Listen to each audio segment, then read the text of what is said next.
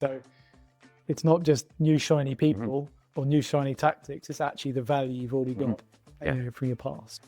You have to be brave, as you put it. You have to say, well, yeah, it hasn't been tried before, but I think we should do it because it will make us stand out and for the right reasons. I love that, and especially love about how their product is intentionally against sort of fast fashion.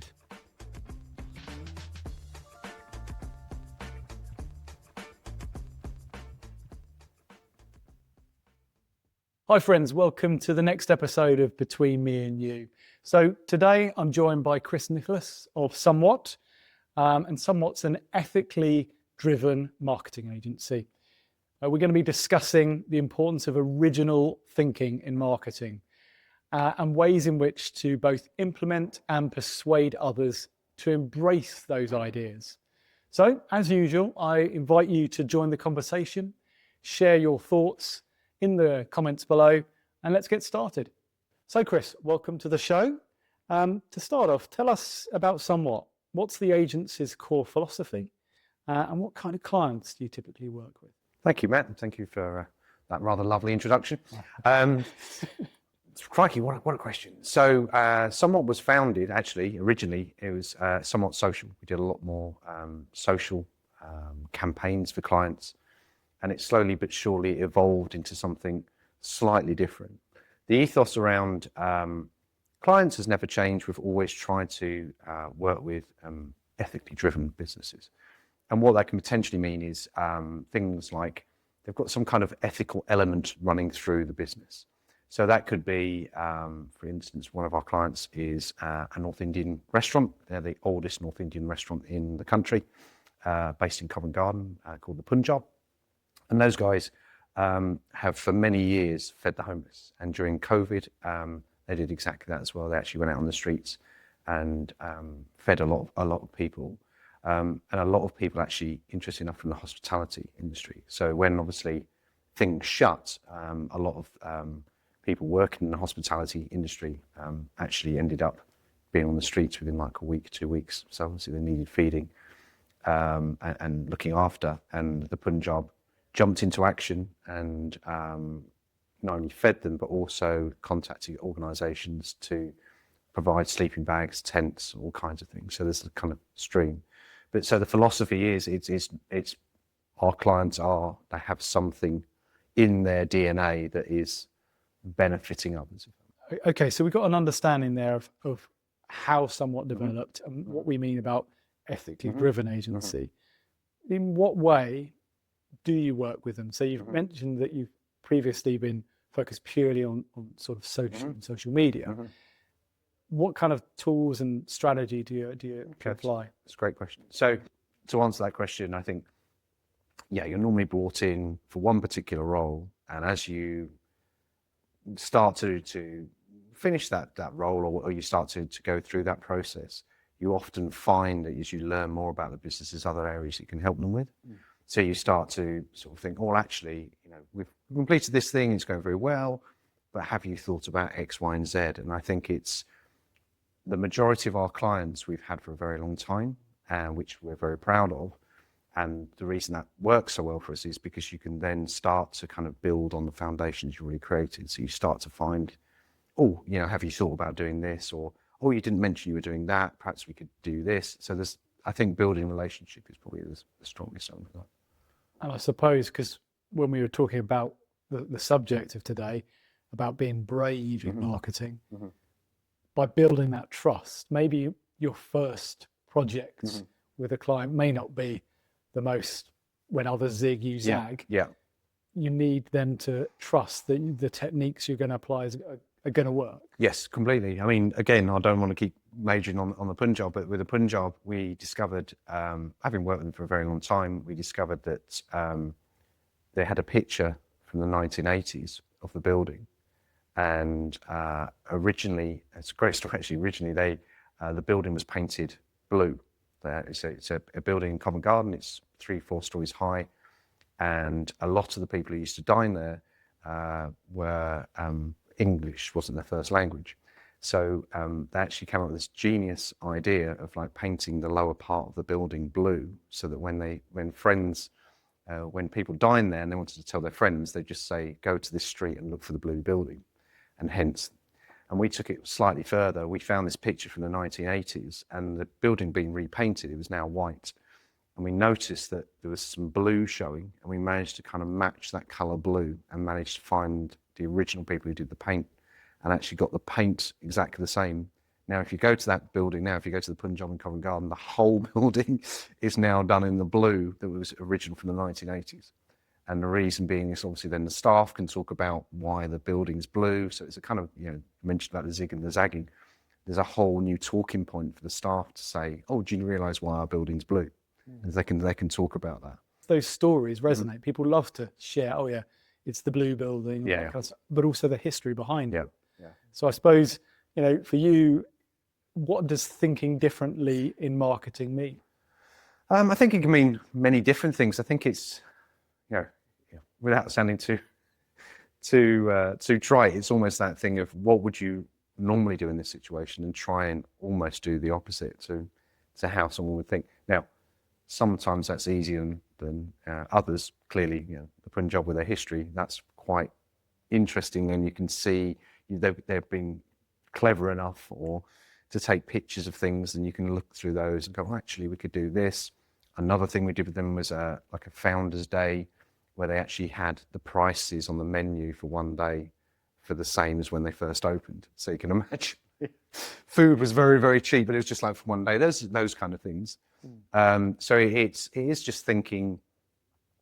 I think nowadays you get so caught up on like the digital. It's almost digital first because we can measure digital. You can do that, which is fine, and to a certain extent that is true. But I think sometimes to think about digital and actually take it back and think about how would you do this in an analog way, and perhaps you can then reintroduce digital. So could it be, argument's sake, say someone handwriting a letter quite physically with a pen, which I think was quite popular many years ago, but then actually putting a digital element in it, which is you could actually have a QR code printed on that piece of paper, which then could potentially send you to an appointment, a video, a coupon, a webinar, but using the digital element as well as an analog element, I think is a great way of perhaps thinking differently. Yeah, really connecting up the dots, doing it in an original way, that kind of thing. But can it go wrong? What can be the pitfalls in brave marketing? I think perhaps, like any kind of marketing, I suppose it can go wrong. If it does go wrong, I think you've just got to understand why it's gone wrong and try and make things better. Or perhaps sometimes, you can, styling out is the wrong word, but I'm going to search for it, that you can turn a bad situation into a good situation by doing something differently. Now, if it's potentially you've had a brochure printed and you've printed 100,000 of them and there's a spelling mistake on the front page, that's possibly a bit more tricky when it does go wrong. Because you're like, we're going to do this, we haven't done this for years, we'd normally do a PDF or something digital, but we're going to have 100,000, then you're a bit stuck. But I think, like anything in life, I think it's learning from those mistakes, and clearly getting a proofreader to read the front page of your document might not be a bad idea. When we were preparing for this chat, we had a little video call, and you talked about the 10 ideas a day habits. Can you tell us a bit about that? Yeah, that's not mine. I hands up completely. That's actually an amazing podcaster and businessman called James Altucher, and he's got a great podcast that anyone can access on all popular podcasting applications. And he's actually got a whole webpage dedicated to it called the Idea Generator. And basically the premise is you use, I brought a handy prop with me, which is one of these, which is just a waiter's pad. And it's got 10 orders down it. You can get these from online or obviously wherever you buy your waiter's pads from. And all you basically do is think of a subject and just write down 10 ideas around it. So it could potentially be something like 10 ideas for promotional gifts, or maybe 10 ideas for how to improve your park, anything like that. What's interesting is when you first start out, I can guarantee you'll be terrible at it. But what it actually allows you to do is you get in this routine of just thinking of things, and sometimes these things kind of stick. And honestly, even now, I've been doing it for a long time. When you get to about 7, it is absolute rubbish. It truly is. But the interesting thing that Jones Altitude says is that you should just keep doing them, and what will happen is the gold will just keep coming back. So he says to throw it away, and I was thinking, my goodness, you can't. You've come up with these amazing ideas, or you think they're amazing ideas, around whatever topic it might be, and you throw this thing away. I was thinking, why would you do that? And what he's right. What actually happens is the gold nugget of maybe number 4 will come back in like the following day, but in a different form. And then if it's good enough, it just keeps coming back, and you're like, oh, okay, we can use that for something. We're working with a client at the moment, and they sponsor a local rugby club. And I did one of these 10 ideas in a day, and I was thinking, what could make it different that their brand would stand out? And it suddenly dawned on me, their brand is orange. So one of the suggestions that, and they haven't gone on with this yet, possibly they won't, but one of the ideas was actually to have orange rugby balls, orange training rugby balls, so that all the people playing with them, why have we got an orange rugby ball? This is quite a strange thing, but just a thing to make them stand out, and then getting people talking about something, because it's just something you wouldn't normally see, a bright orange rugby ball. And the same thing, you can do a similar thing with, same thing happened with umbrellas, where you have umbrellas, just use the branded colours of an umbrella, very high quality umbrella, but you just use the colours, but you don't actually put the brand's name on the umbrella. So, and then you give them to your best clients, and then based on that, ideally, if it's a great umbrella, people walking down the street go, my goodness, where have you got that umbrella? That's such a cool colour. And then you can say, oh, my accountants gave me that, or something. Oh, who are your accountant? And what you're eventually doing is you've got an individual telling you how great something is, as opposed to me going, oh yeah, we're a great accountants, you should come to us because we'll save you loads of money.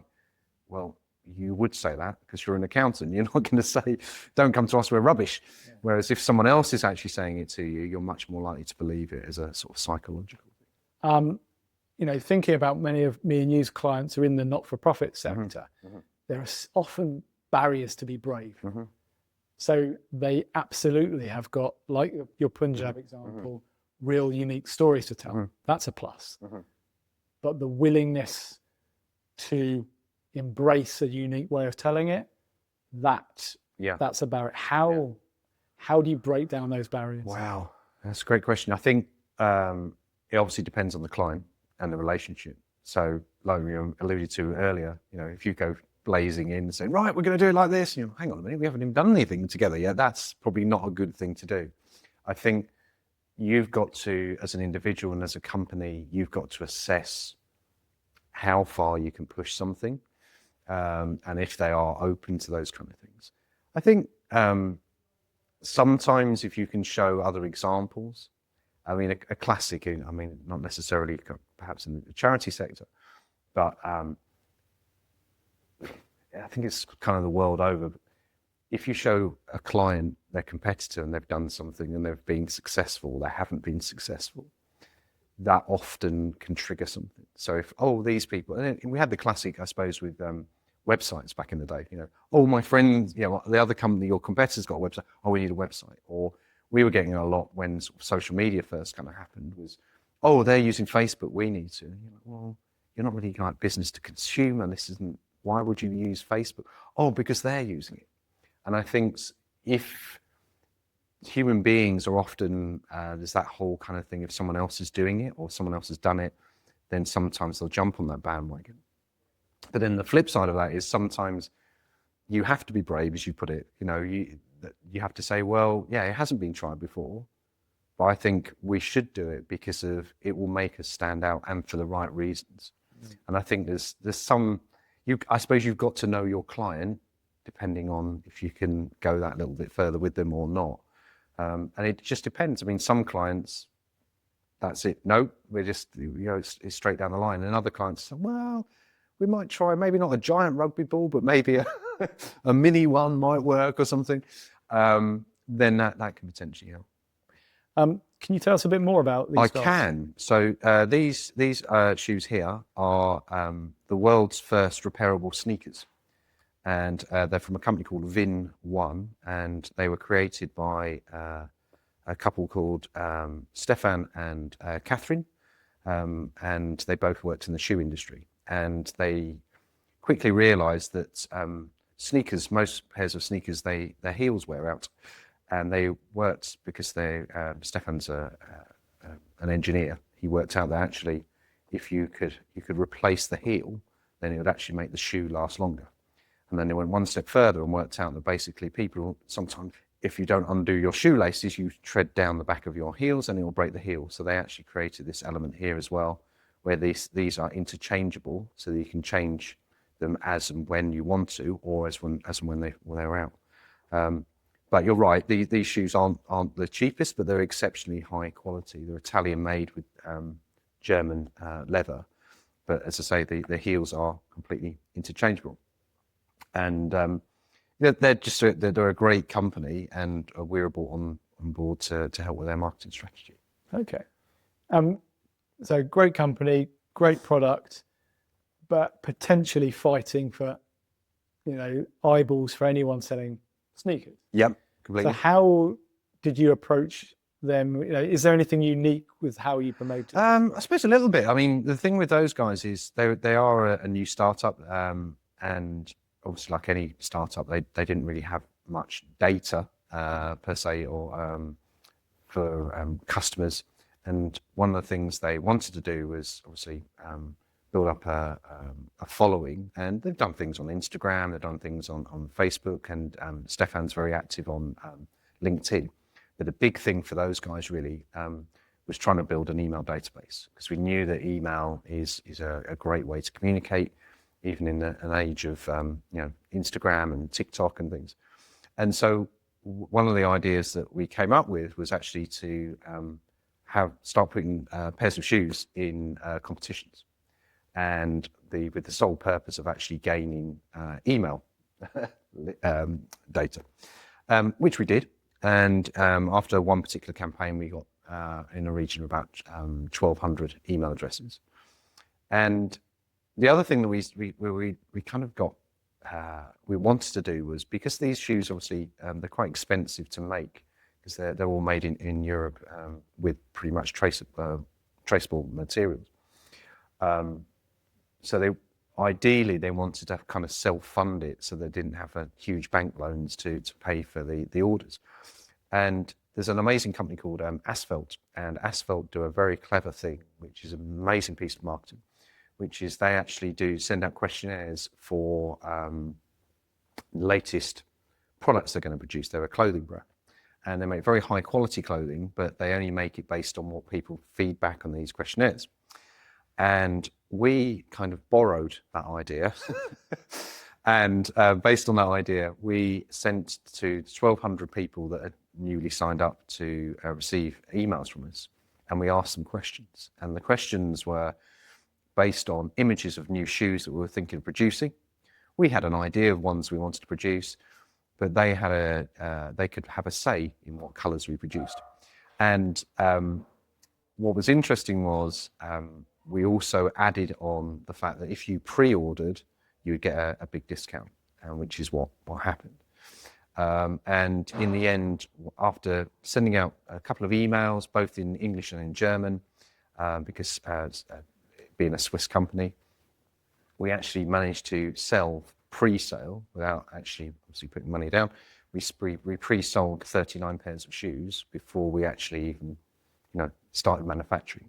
And the thing that was amazing was we really thought that a particular style of shoe or particular colours were going to be really big. We thought, oh, this is going to be it. And what actually happened was, and that wasn't the case at all. We were completely right. Oh, this is definitely going to happen. They're definitely going to want to produce this colour.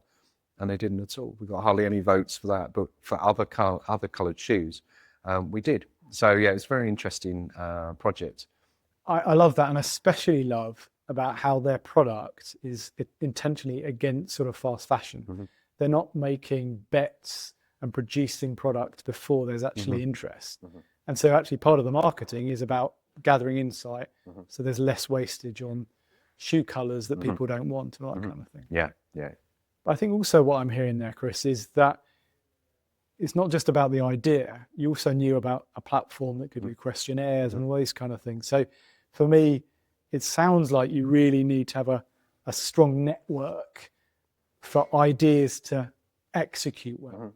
Because you've got the idea, then it's actually about delivering it to its best. Yeah, I think it's a really good point, and a great point you make about the questionnaire. It's knowing where you can do that online. So obviously with digital things now, it's very easy for us to set up emails using particular platforms, and then obviously the survey that will then went inside the email, and then you get notifications and you can translate it into German and things. So yeah, there is knowing those kind of things. And I suppose also setting up systems that you're aware of those things and you can store them in certain places. So there's a great guy called Tiago Forte, and he talks about the second brain and about the way that you can sort of store things so that you don't completely store in your brain all the time and you put it elsewhere.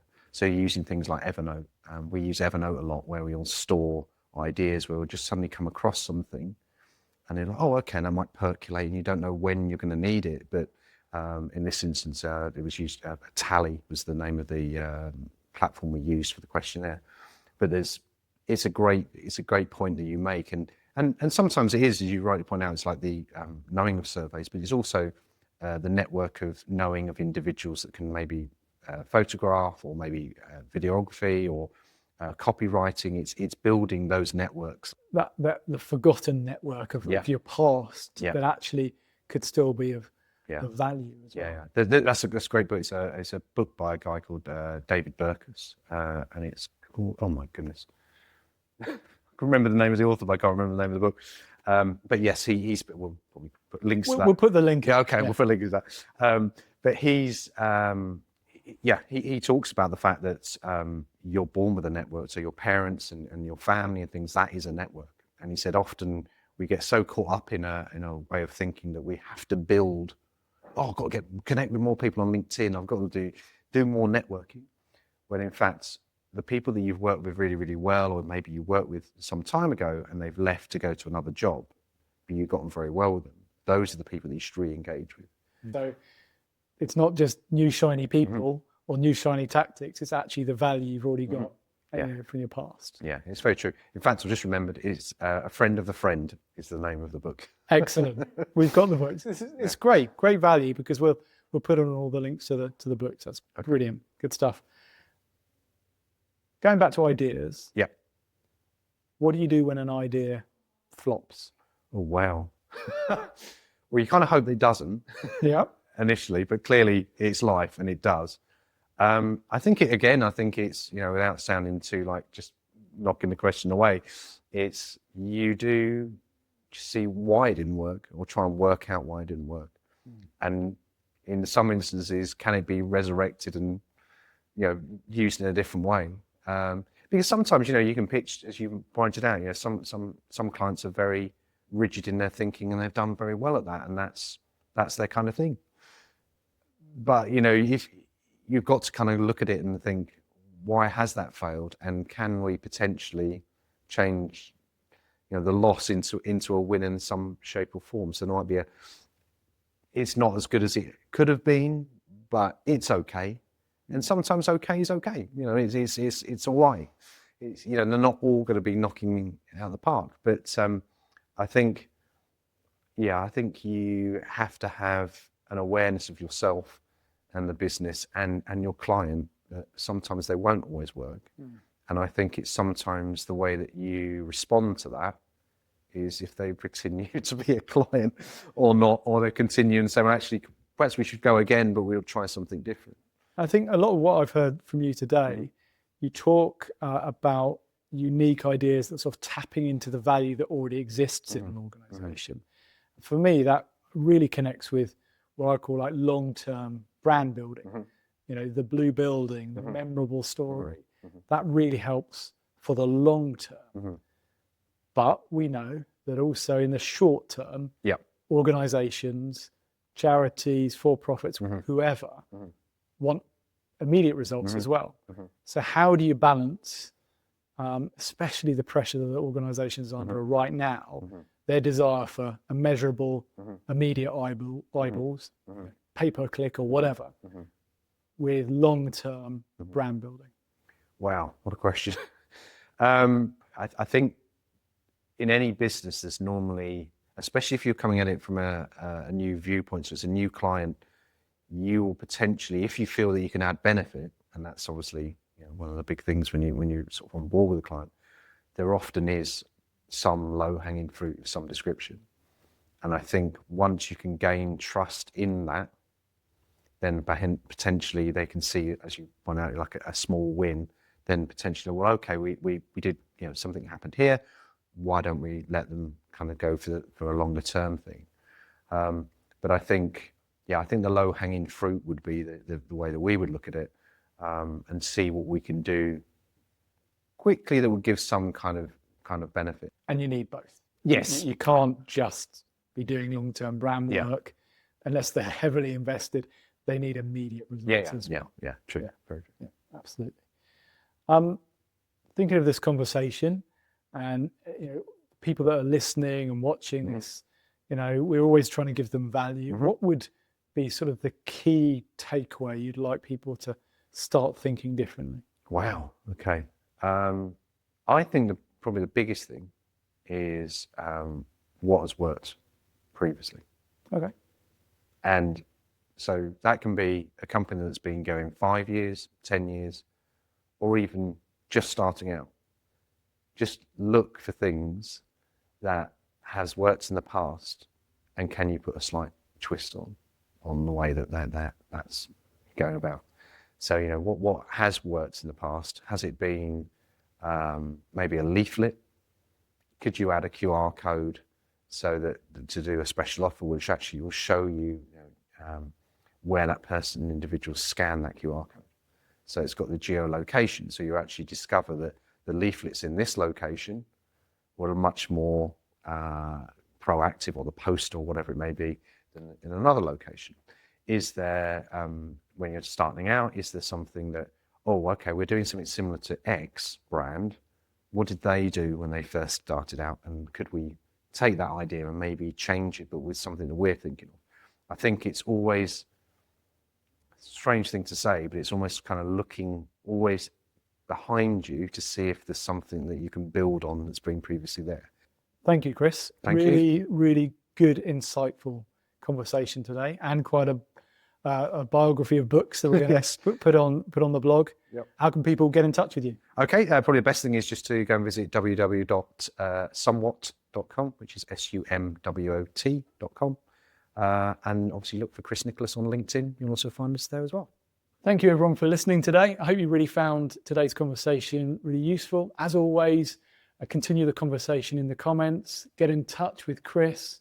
I'm sure he'll be willing to share more insights, and we'll make sure that we add the biography and the links to the books that were mentioned today in the accompanying blog. Thanks, and bye for now.